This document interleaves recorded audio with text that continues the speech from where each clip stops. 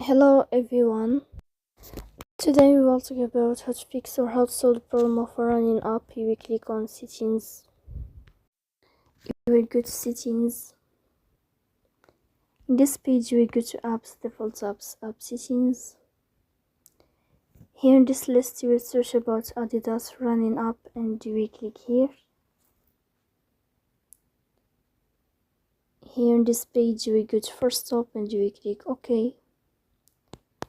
Then you will enter the storage. After that you will click on clear cache.